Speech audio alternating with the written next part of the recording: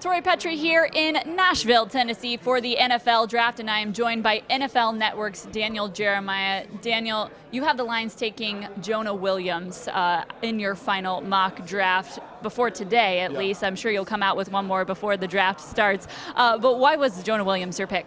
Well, you just look at kind of a philosophy that you've built there and continue to invest in the line of scrimmage. And to me, he's one of the safer players in the draft. He's a plug-and-play guy. You look at him, somebody that could try him out at tackle if you wanted to, but he can come in right away and play at guard is where I think his best fit is. And they've really tried to do a nice job of running the ball a little bit better and be a little more secure and safe in pass protection. I think he helps you in both those roles.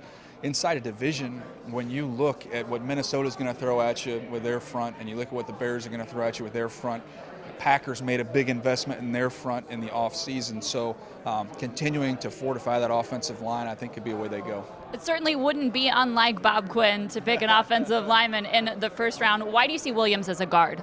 Well, look, to me, I just think some issues he has at tackle that show up at times with guys that kind of get into his chest a little bit.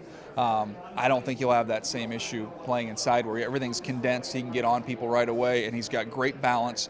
He's really good working up to the second level in the run game. I just think he's got a chance to be special as a guard. So I know some people take that as a slight, but I mean, we've got a long list of guys. When you look at Zach Martin's one of the best in the NFL, who was a tackle at Notre Dame and kicked in. You look at Sheriff and the job he's done with the Redskins tackle that's kicked inside. So I wouldn't take it as a slight at all. I'd say this guy's got a chance to be an outstanding guard.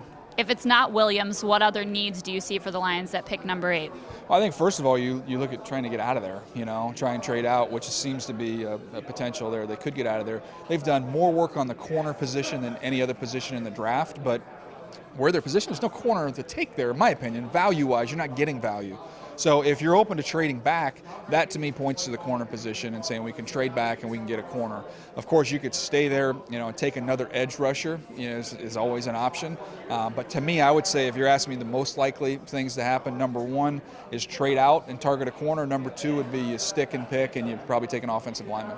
If they go with a defensive end there, who do you think makes sense? Well, Brian Burns is a name that you hear a lot. Now, he's not quite as firm and as strong as they traditionally play with on the edge, but he's got the versatility to be able to drop and do some different things. It's a little bit early for Farrell from Clemson, but he's a fantastic player who I think is a really good scheme fit. But that, again, is another one. Maybe you trade down a little bit. You mentioned trading down. Did I say trading down? Yeah, a couple of times, but you also tweeted about it, that there were rumors swirling the Lions might trade down and take a quarterback. Yeah. What's with this? That was to illustrate just how much stuff is flying around this time of year. And I kind of heard that. I was like, get out of here. He's like, no, I'm telling you that's a problem. I'm like, okay. I don't see that happening. I don't think that will happen. But that's the kind of stuff when you're making these phone calls and talking to general managers and personnel directors around the league.